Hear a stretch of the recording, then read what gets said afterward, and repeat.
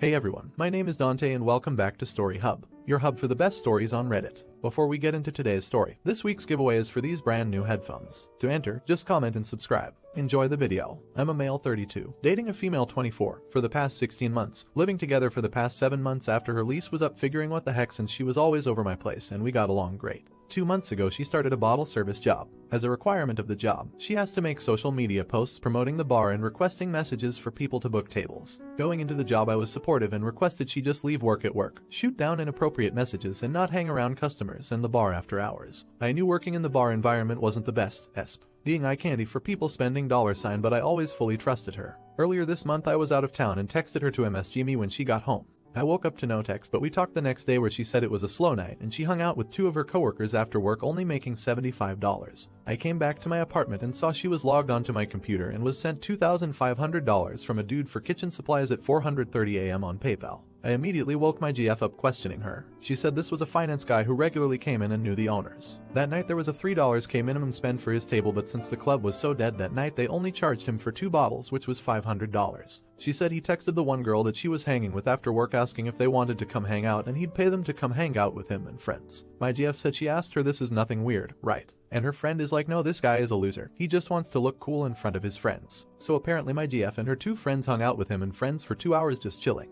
She said as they left he asked for her PayPal to split and he sent the remaining $2,500 as a tip, extra for the holidays. When I initially heard this, my gut reaction was this is BS and super shady. For so much money for nothing to happen, I asked why didn't you mention this to me at all? Like, hey, this weird creepy dude paid us money to hang.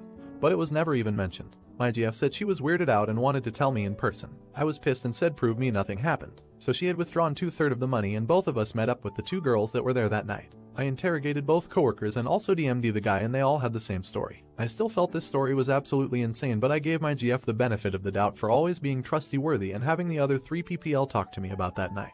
In addition, I had my guy friends and their GFs look over text exchanges I had with my GF about this while also viewing this guy's IG profile and what he wrote to me. They said this guy looks like he has Napoleon syndrome and they'd be floored if my GF cheated on me with this guy. Anyway, this week I was totally dead wrong. I'll admit it, but I looked through her phone. Something was still bothering me about this entire story, and my GF gave me my entire sob story of how her rock. She'd never hurt me. She sees us forever and also is willing to move back to my hometown later next year. I'm thinking, are you saying this because you effed up or do you really don't want to lose me? Anyway, I tried her passcode that I knew from driving around in the car playing music, but the passcode didn't work. Figured that it was a sketch. Then I made another guess and got right in. I checked her recent texts and noticed a random number texting her within the past couple weeks, things such as, you up, just got back to town, wanna hang, oh you're in town, send a pic. Also another text saying are things good with you and your guy. What really bothered me though is he texted her I'm out with my buddies, come meet up, name your price, and another text saying remember who took care of you. Most of these she didn't reply, but she never texted hey stop I have a boyfriend or blocked him. He also knew she had a boyfriend after I messaged him previously. At this point I am absolutely furious. I woke her up and said hey, I gotta admit I've been on edge, went through your phone and saw you're still texting this guy. You said you didn't know him and your friend set the alleged hangout up. I said I had a weird suspicion about the entire night, and even if you didn't cheat on me physically, unlikely, I said you emotionally cheated by lying saying you don't talk to him and have been talking to him the past couple of weeks. I said even though you maybe don't reply to the majority of the texts, you still breadcrumb him along enough to keep convo going. She said she only talks to him to book tables at the club and denied any wrongdoing. I said because of that I cannot trust you at all going forward, and your story about what transpired that night for $2,500 seems all made up. I said I need you to pack all your stuff up now. I feel scummy for resorting to checking her phone, but I've been going crazy this month after hearing about this, and I'm glad to know now that this customer's money is more important than our relationship. Not the idiot. You are a much older guy dating a beautiful young woman who works bottle service and you don't actually trust her. What possibly could have gone wrong? I actually think she might be telling the truth. There are guys who literally pay women to hang out with them. There are guys who pay women they have never even met. My male 25, wife, female 23, and I have had a tradition every Christmas where we would bake Christmas cookies and frost them without friends. We'd then give the cookies out to friends and family and helpers. Every year, my wife would take on the bulk of the baking duties, insisting that only she knew how to bake them right and only letting whoever is helping frost them. She always insisted on doing all the baking because frosting is the fun part and the only thing people want to do. Usually this frosting and baking marathon would last until the wee hours of the morning and start around noon. Well, this year, for reasons that aren't relevant to this post today, she would not be available on the day we normally do all of this. She was sad that we wouldn't be able to do our cookie tradition. I said that I was more than capable of baking the cookies. She seemed to think I was joking and that I could basically never do it myself. Well, I said I'd try, and she wished me a sarcastic good luck. Well, in the run-up to the days of baking and frosting, I start running drills to optimize production. Enter testing and tragic mistake montage. I started rearranging the house in various configurations, running tests on the dough we were using to see how long it took to bake and making appropriate changes while running it by taste testers, substituting ingredients for quicker bake time while preserving taste, making the cookies as thin as possible without comprising frosting ratio, canvas space for creativity, and or comprising structural integrity, etc. Come baking day, I have everything down to a science. As friends and family come in, I give them the rundown. After a couple hours most kinks are worked out, and cookies are flowing out at a breakneck pace. Eventually, we start running out of material, something that never happened under my wife's aegis. We start making runs to the store for the necessary raw materials to fuel our mighty cookie forges. By the time we were exhausted around 2 a.m., we had produced at least 5 times the amount of cookies we ever had before. While my wife gets home a couple days later and is weirdly upset. She insists the cookies taste weird, that we spent too much money, and that I was actively trying to make her look bad by making so much more than her. In truth, I ran blind tests to see if anyone could differentiate between our old recipe and mine, and no one could.